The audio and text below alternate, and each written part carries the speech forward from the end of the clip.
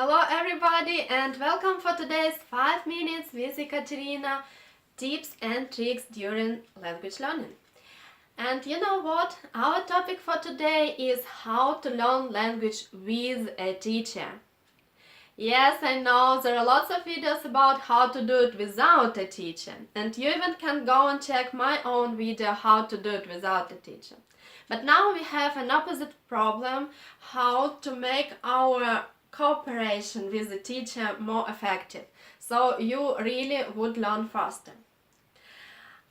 The first problem is to find your perfect teacher, but there are lots of tutorials what to do, where to go. You even can go to italki site, you have the link below the video, and check my profile. You can check and find any teacher you want, offline or online. But what to do next? There are 3 kinds of strategies when you're working with a teacher, and all of them are working for particular students, and so I want to stop on all 3 of these strategies and explain why 2 of them are not okay and why I think the third one is best for your study. Actually, I'm a language teacher probably for 5 or 6 years starting from now, and I'm a tutor for more than 10 years by now, because I'm also tutoring history. And I know different approaches of students. When student first came to the class, he or she can either say, okay, you're the teacher, I don't care, I will do anything you tell me. That's the first strategy. The second strategy is when the student came to the class and saying, okay, I know what I need. Follow my commands and support me, and don't try to your own methods on me. I know better what to do. I know how to teach myself.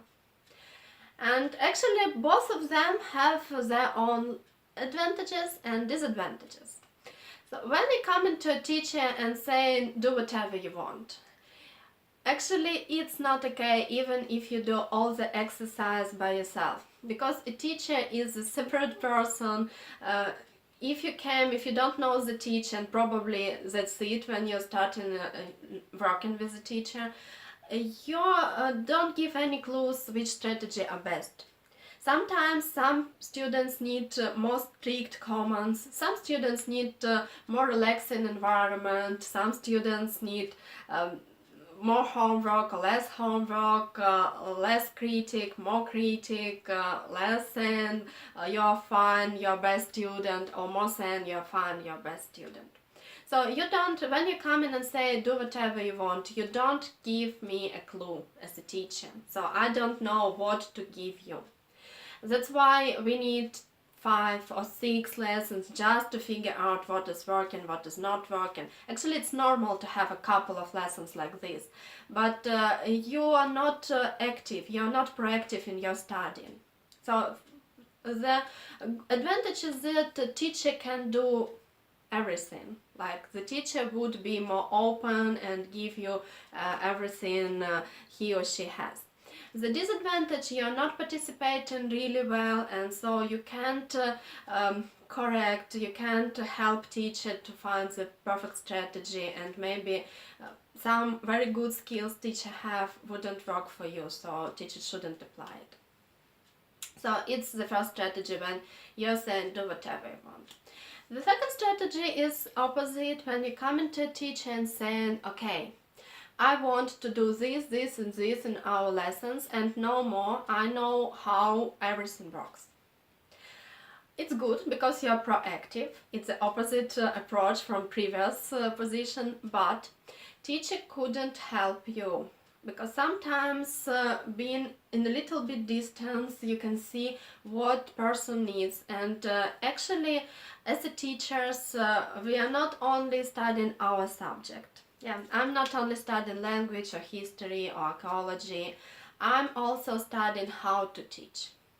Lots of time I spent reading about different methods of teaching.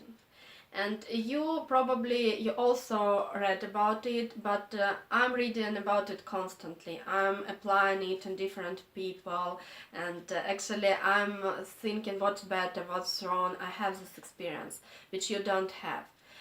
For example, it's very popular methods of Enki cards, and this Enki cards method, and I described it. It's repeated memorizing. So this method, and you're saying it works for me. But your teacher knows that only Enki cards wouldn't help you even to learn vocabulary, because you need to use it in context. So if you're saying I wouldn't use it in context, I wouldn't read with you, I wouldn't apply it, send it to a teacher, it slows you down actually. It's not cooperation. That's it. So the first approach, when you say do whatever you want, is bad because you're not proactive. And the second approach is bad because you're too proactive actually. That's why I think that you need to go and follow the third way of cooperation, of real cooperation. After you find a teacher, after you found the teacher which you think is perfect for you, you should try to do your best. Actually, try to propose different methods. You should do some researches. You should work by yourself, not only do exercise your teacher gives you, but you also need to follow advices. You need to find this balanced structure when you're active, you're interested in language learning, but you also listen what your teacher says to you. You're proposing, teacher proposing, and you're doing more effectively together. So you need to cooperate. You need not to depend as a little child, because we are not children anymore, sorry. When we are talking about adults' education, you couldn't learn like children. So don't depend on your teacher. But from the other side, don't dictate your teacher, don't say that you are boss and you know better. Because sometimes, even talking about how brain works, our teachers, we teachers, like we studying it, we really studying it in the universities, we studying it by ourselves, so sometimes we do really know what works better for you. That's it. So don't be too dependent on teacher, but don't be a teacher's boss. Try to cooperate, follow the strategy, and your lessons with your perfect teacher would be very good.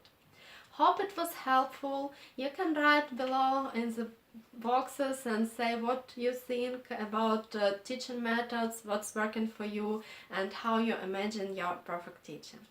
Thank you very much for watching. Don't forget to put like below this video, because it would motivate me to make more videos on the topics. And subscribe for the channel, because it wouldn't change anything for you, but it would definitely make me happy. Thank you very much for watching, and I really hope to meet you very soon. Bye!